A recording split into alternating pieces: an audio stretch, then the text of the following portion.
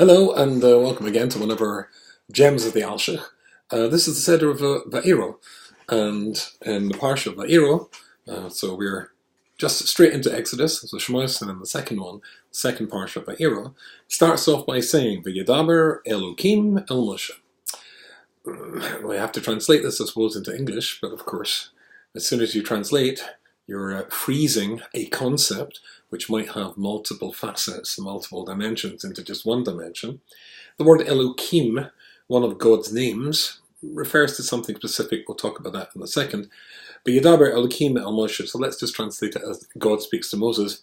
V'yomer elov, and he says to him, Ani HaShem, I am God. But again, it's using a different word for God, because now we've got two words. And there's another two differences here, and this just surprising first pasuk, according to the Alshich HaKodesh, and that is the word v'yedaber. And he spoke. Daber is in Hebrew speech which is harsh. And then it says, v'yedaber Elokim el Moshe, v'yomer elov, and he says to him, Ani HaShem. And yomar, the other word for, or another word in Hebrew for speaking, but that's gentle speech.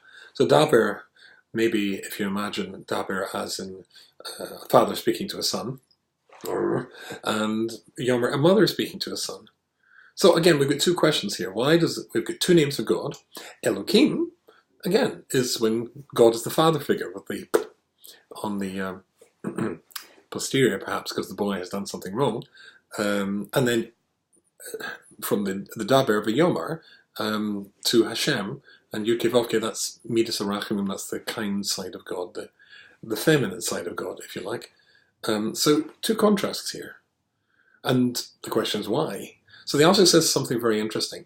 You remember at the end of the last Parsha, then Moshe Rabbeinu is dispatched after much argument, a week of debate between him and the Almighty, because Moshe is very reluctant to take on the task and take on the job. And he comes, and instead of things getting better for the Jewish people, they come profoundly worse. And he says to Hashem, Lama hari osa lama zeh? Why have you done bad to the Jewish people? Hashem says, wait and see. And of course that's this week's Seder here, and every child knows that there are, of the 10 Makos, the 10 plagues in Egypt, there are 7 in this Seder, because it says that. The first letter is Vav and an Aleph.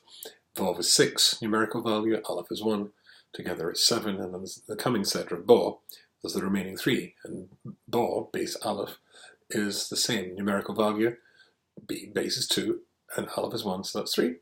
So that's the complete 10. Anyway, there's going to be a reaction from Hashem, but at the time Moshe challenges him. And when Moshe challenges him, he speaks harshly to God.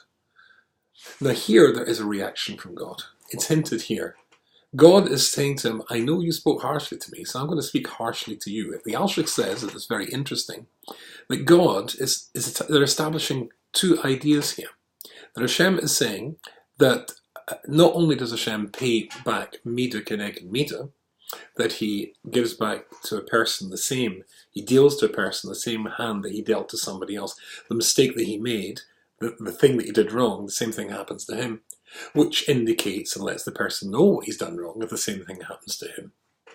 But more than that, it's not just that he pays him back, but he looks into the heart to see the motivation of why the person did the wrong thing in the first place.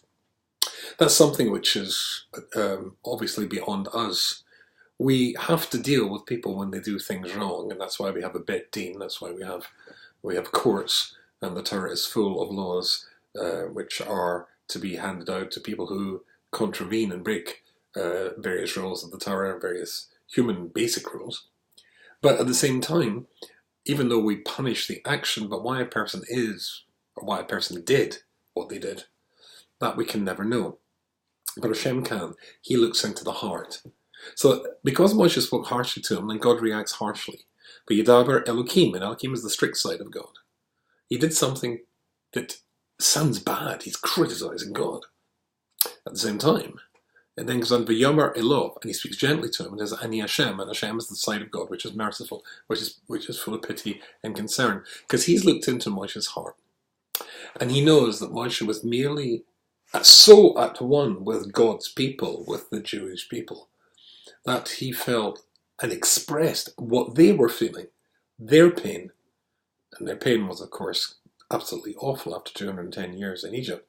So he was only saying and reflecting and echoing what they were saying. Why things got worse since you came along? Why have you done this to them? So Hashem has got two things here. You said something which was inappropriate, but I can see in your heart that your motivation for doing that was correct. And of course, there's a pasuk in Yeshaya which says, "Bekol tzarosam lo yitzar," and every pain that they feel, God is feeling it as well. So here's something that Moshe learns. You've got to be so at one with the Jewish people that you get the pain as well. Moshe's got the pain of the Jewish people. God feels the pain of the Jewish people. And he knows that Moshe Rabbeinu is merely expressing that concern, the concern that he himself feels, that Hashem himself feels. So therefore it starts off harshly, and then it goes to the other thing, the gentle thing. Yeah, and then he speaks to him gently. So there's two things being said here.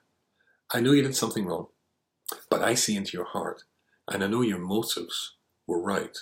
And if your motives are right, that's good enough for me to understand why you said it, forgive what you said it, and speak gently to you. Looking into the heart is something which, unfortunately, no human being can do. But thank God, which sounds a bit strange, he can.